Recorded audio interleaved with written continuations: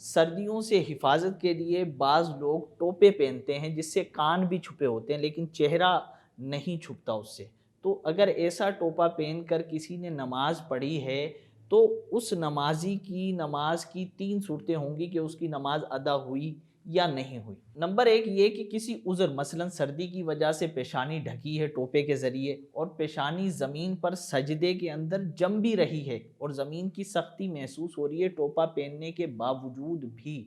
تو اس کی نماز بلا کراہت جائز ہے، نماز ہو جائے گی۔ دوسری صورت یہ ہوتی ہے کہ پیشانی زمین پر جم بھی رہی ہے اور زمین کی سختی بھی محسوس ہو رہی ہے، ٹوپی گرم ٹوپی جو پہنی اس کے پہننے کے بعد، مگر یہ بغیر ضرورت کے پہنی ہوئی ہے، سردیاں نہیں ہیں یا اتنی سردی نہیں ہے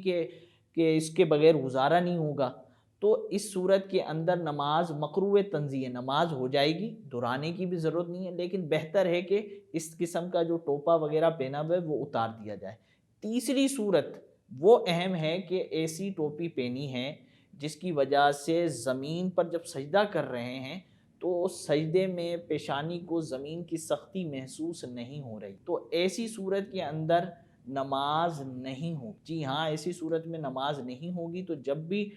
ٹوپے وغیرہ کے ساتھ آپ نماز پڑھیں تو یا تو اسے پیشانی سے اوپر کر لیں، ٹھیک ہے، کان چھپائے رکھیں، بھلے کان چھپانے میں کوئی حرج نہیں ہے، اور اگر آپ ٹوپا رکھتے ہیں پیشانی پر، ٹوپی آپ کی پیشانی پر ہے، تو آپ نے اس بات کا ضرور خیال رکھنا ہے کہ سجدے کے اندر پیشانی زمین پر جمے اور زمین کی سختی جو ہے نا وہ محسوس ہو، تو اس صورت کے اندر نماز ہوگی۔ اور اگر سختی محسوس نہیں ہوئی تو سجدہ بھی نہیں ہوا، اور جب سجدہ نہیں ہوا تو پھر نماز بھی نہیں ہوئی۔